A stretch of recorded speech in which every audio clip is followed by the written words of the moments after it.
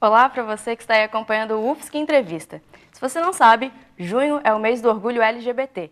E é claro que nós aqui da TV UFSC não poderíamos ignorar um tema tão importante como esse.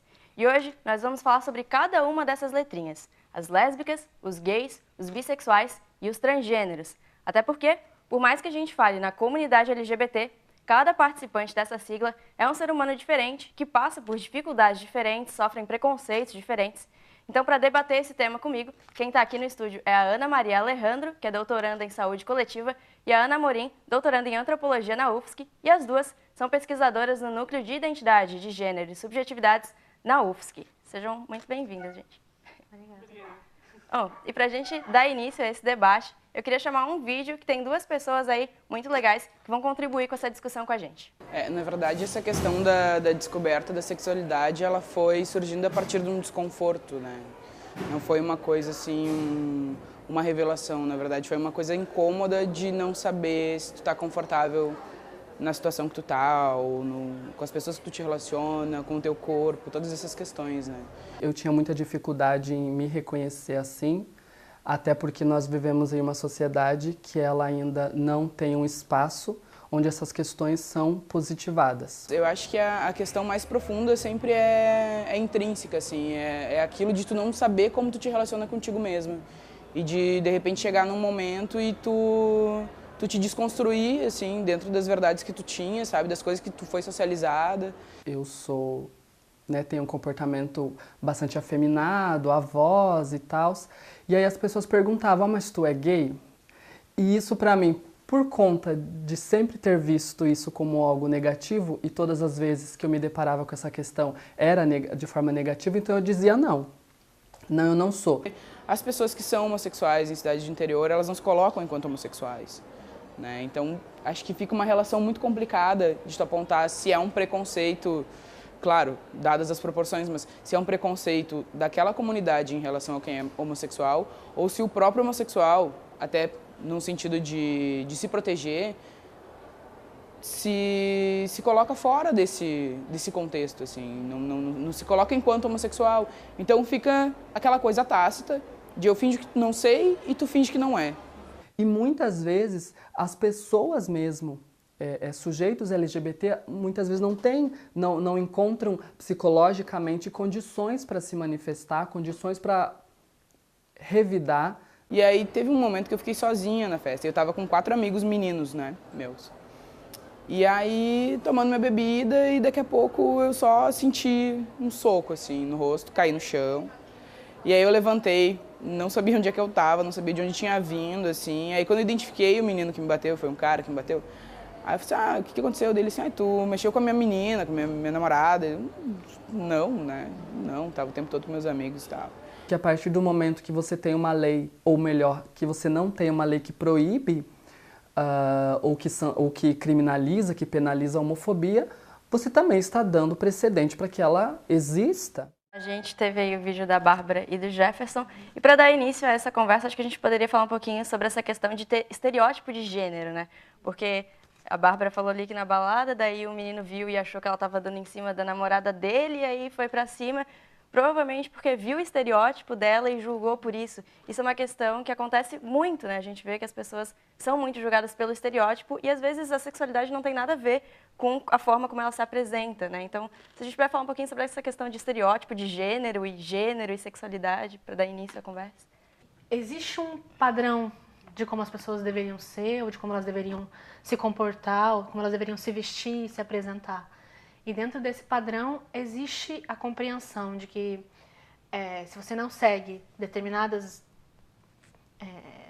maneiras de vestir, de falar, maneiras de se expressar, de se posicionar, às vezes até de falar, de tom de voz, você é automaticamente demarcado ou você é automaticamente visto e compreendido como diferente. E aí, nesse caso, o diferente, ou como mesmo Jefferson falou, o negativo, o ruim, o marginal, é você ser sapatão, você ser viado.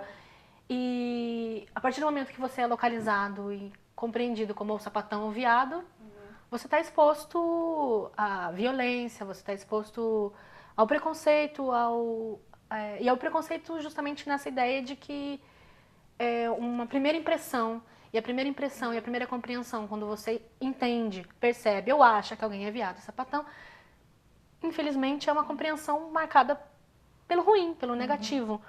Então, essa questão do estereótipo, e que é uma questão que também perpassa a vida das pessoas heterossexuais, enfim, como a gente já viu casos de pai e filho abraçado que apanham. Pensava que era um casal. Isso, irmãs que estavam próximas e, enfim, escutam insultos e tudo mais.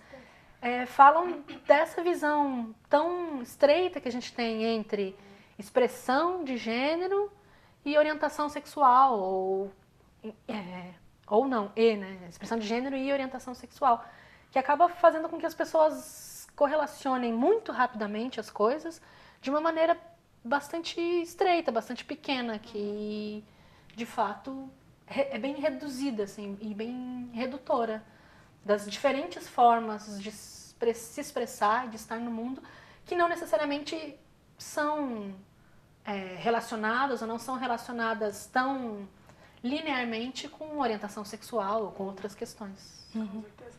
E tu me fez lembrar agora que tu falou do pai e filho, que eu tenho uma irmã, ela mora na Colômbia. E a gente tem um dia lá na Colômbia, na minha cidade, que a gente tá de mão dada, porque a gente vai de mão dada. Ela é mais nova, sou mais velha. E a gente tem um cara que gritou para nós, lésbicas, uma coisa assim. E eu falei, sim, ela é minha irmã. Eu gritei, né, para a pessoa. Porque é isso mesmo que a Ana trouxe, o Jefferson também, e a questão é que parece que existe, o que você tem que ser também para ser lésbica, para ser sapatão, para ser viado, tipo, quais são as expressões que você tem que ter, o jeito que você tem que fazer, a roupa que você tem que usar, e não que seja ruim, a questão é quando isso vai se transformar na violência para aquelas pessoas que se expressam daquela maneira. Então, quando a sociedade também não consegue ver que existe uma diversidade na forma de se colocar, de se apresentar no mundo, que as próprias pessoas heterossexuais também têm diferentes formas de se colocar e de expressar no mundo, e que isso faz parte de cada subjetividade de todos sermos pessoas diferentes. E a questão é isso, quando isso se transforma na violência, quando esse preconceito, deixo que meu preconceito fale mais do que eu ir lá e conhecer aquela pessoa, e então eu já atingo a pessoa com uma violência. No caso da Bárbara, ela não conseguiu falar, a pessoa nem ficou perto dela, já foi na violência. Então, eu acho que isso é para pensar muito em como a sociedade também vê a própria diversidade. Sim. Que já está atacando a diversidade. Tipo, velha, qualquer pessoa, tanto faz se é lésbica, sapatão, se é viado, não, mas vai lá e ataca, suprime, faz uma supressão daquela diversidade. E esse tipo de violência ainda vai até além da questão assim de sexualidade em si, né? Porque as próprias expressões de gênero, como que a mulher deve se vestir, como que ela tem que pintar a unha, que ela tem que fazer isso, fazer aquilo, até o homem também, né? Tem que mostrar ser mais insensível. Isso é tudo que a gente estuda quando fala sobre gênero, né? E isso também acaba sendo um pressuposto para uma determinada violência, que às vezes não chega nem a ser uma violência de sexualidade, mas da própria expressão de gênero, né? E o Jefferson fala bem interessante quando ele falou que é uma pessoa mais feminina, porque isso acontece às vezes também muito, a questão também da mulher sapatão ser mais masculina, né? Tipo, às vezes esse você também transgredir o que corpos pertencem ou não à masculinidade e feminidade faz com que as violências também sejam mais fortes, ou sejam mais visíveis, talvez. Mas ataque mais, porque você quer ter uma amiga que ela apanhou, né? E falaram assim para ela, você quer ser que um macho, então vai apanhar como macho, porque ela é uma mulher sapatão que expressa uma certa masculinidade. E acontece também com homens viados, que eles são também agredidos pelo fato de mostrarem uma feminidade. Então, aí está por trás, claro, a misoginia, o machismo, o patriarcado, entre outras, a heterossexualidade, que perpassa e estrutura a forma como a gente se relaciona, né? E eu vejo muito também essa questão de uma tentativa de manter as coisas dentro das caixinhas, né? O que é masculino é reservado a homens que nasceram com determinado corpo, e só. E não é toda masculinidade, existe um modelo de masculinidade hegemônico, você tem que ser macho, você tem que ser forte, você tem que ser viril, comedor, insensível. E ao mesmo tempo existe um universo radicalmente oposto, diferente, que é delimitado no quadradinho para o que é ser mulher, o que é ser feminina e qual corpo pode ou não pode experienciar isso, expressar isso, sentir isso. E aí nessa caixinha você tem um parâmetro também bastante rígido do que é ser mulher, do que é ser feminina. Cabelo comprido, unha feita, depilação, magreza, branquitude e uma série de elementos que vão construindo o que é ser mulher e o que é ser homem e elementos que são construídos de uma maneira completamente oposta, antagônicas e que são, de certa maneira não, são opressivos e são normativos para todas as pessoas. A gente sabe, vivendo no mundo, que as meninas heterossexuais, as mulheres heterossexuais, também não estão necessariamente 100% de acordo com isso. A gente, né? Elas também estão ali sofrendo uma série de opressões dentro dessas caixinhas.